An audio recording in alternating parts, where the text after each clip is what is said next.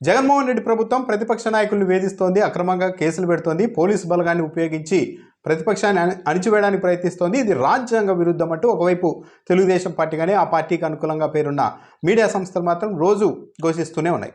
సరే, ఒకవేళ అక్రమంగా ఎక్కడన్నా అరెస్టులు చేసి కేసులు పెడుతూ ఉంటే రాజ్యాంగ విరుద్ధంగా తప్పు పట్టాల్సిందే. అది తప్పు అని చెప్పుకునే స్వేచ్ఛ కూడా ప్రతిపక్షాలకు ఉంటుంది.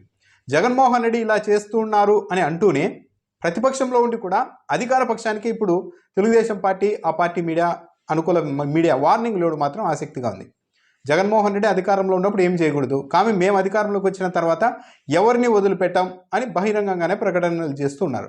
నారా లోకేష్ అయితే నేను ఒక రెడ్ బుక్ రాశాను, సాధారణంగా పాదయాత్ర చేసినప్పుడు తాను ఎన్నో సమస్యలను చూశాను, వాటన్నింటినీ ఒక బుక్కుగా రాశాను, దాన్ని మా పార్టీ అధ్యక్షుడికి ఇస్తాను అని చెప్పాలి. కానీ నారా లోకేష్ కానీ ఆ పార్టీకి అనుకూలమని పేరున్న మీడియా సంస్థలు కానీ వైసీపీ ఆరోపించే ఈనాడు పత్రిక కానీ టీడీపీకి అనుకూలమని వైసీపీ ఆరోపించే ఈనాడు పత్రిక కానీ నారా లోకేష్ రెడ్ బుక్ని చంద్రబాబు నాయుడుకు ఆఖరిలో ఇవ్వబోతున్నారు బహిరంగ సభలో అన్న అంశాన్ని ప్రధానంగా హైలైట్ చేస్తూ ఉన్నారు. అంటే ప్రజా సమస్యలు ఇవన్నీ కాకుండా కేవలం నారా లోకేష్ తన పాదయాత్ర మొత్తం తిరిగి ఎవరెవరి మీద ఎలాంటి వేధింపులు చేయాలి, అధికారంలోకి వచ్చిన తర్వాత ఎవరిని ఎలా అణిచివేయాలి, ఏ అధికారిని ఎలా చేయాలి అన్న దానిపైనే లిస్ట్ అవుట్ చేశారా అన్న అభిప్రాయం అయితే కలుగుతుంది.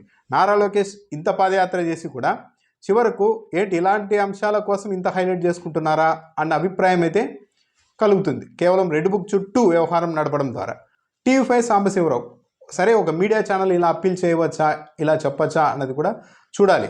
ఆయన సాంబశివరావు డిబేట్లో చెప్తూ ఉన్నారు, నారా లోకేష్ ఒక మంచి నాయకుడిగా మారారు, రెడ్ బుక్లో రాసుకున్న విషయాల్ని ఎట్టి పరిస్థితుల్లోనూ అమలు చేయాలి, ప్రభుత్వానికి అన్యాయంగా చట్టవిరుద్ధంగా ఎవరైతే సపోర్ట్ చేస్తున్నారో నాన్నగారు అంటే చంద్రబాబు నాయుడు జైల్లో పెట్టడానికి తప్పుడు కేసులు ఎవరైతే పెట్టారో ఆ పోలీసు అధికారులను ఎట్టి పరిస్థితుల్లోనూ వదలొద్దు సార్, ప్రభుత్వం వచ్చాక ప్రమాణ స్వీకారం చేసి 3 రోజుల పాటు కనిపించవద్దు, కార్యకర్తలకు వదిలేయండి, టీడీపీ జనసేన కార్యకర్తలకు వదిలేయండి, వారు చూసుకుంటారు, ఎంతమంది గన్మ్యాన్లు వచ్చి వీళ్ళని రక్షిస్తారో చూద్దాం, ఎవరిని రక్షిస్తారో చూద్దాం, 3 రోజుల పాటు వదిలేయండి, గట్టిగా గాలి ఊదితే కొట్టుకుపోతారు, ఆ శిక్ష పడాల్సిందే అని సాంబశివరావు తెలుగుదేశం పార్టీ నేతలకు అప్పీల్ చేస్తున్నారంటే అధికారంలోకి వచ్చిన తర్వాత ఇలా చేయండి, తప్పుడు కేసులు పెట్టారు అని వాళ్ళు భావిస్తే చట్ట ప్రకారం విచారణ జరపచ్చు, ఒకవేళ అలా చేసి ఉంటే అధికారులపైన చర్యలు తీసుకోవచ్చు, పోలీసు అధికారులపైన కూడా.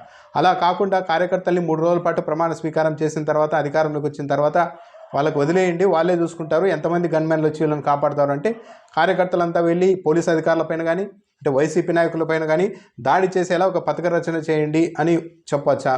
సరే, ఈరోజు ప్రతిపక్షం వాళ్ళలో ఉన్న వాళ్ళే మేము అధికారంలోకి వచ్చిన తర్వాత మిమ్మల్ని అందరినీ ఎవరిని వదిలిపెట్టాం, మిమ్మల్ని మీ గన్మ్యాన్లను కూడా కాపాడలేరు అన్నట్టుగా అప్పీల్ చేస్తూ ఉంటే మరి ఈరోజు అధికారంలో ఉన్న వాళ్ళు ప్రతిపక్షాన్ని ఇంకా అణిచివేయడం అలాంటి ప్రయత్నాలు చేయడం అన్యాయమని ప్రశ్నించే హక్కు కూడా మనకి ఎక్కడ ఉంటుంది అన్నది కూడా ఆలోచించుకోవాలి. సో అయితే ఓవరాల్గా ఇది మరీ తీవ్ర స్థాయిలోనికి రాజకీయం వెళ్ళిపోతుందేమో ఒకసారి ఆలోచించుకోవాలి. ఇరుపక్షాలు కూడా కాస్త సంయమనం పాటించాల్సిన అవసరమైతే ఉంది. కానీ కార్యకర్తలకు రాష్ట్రాన్ని వదిలేద్దాం, 3 రోజులు వదిలేయండి చూసుకుంటారు వాళ్ళు అంటే రాష్ట్రాన్ని ఏమైనా తగలబెట్టుకుంటారా?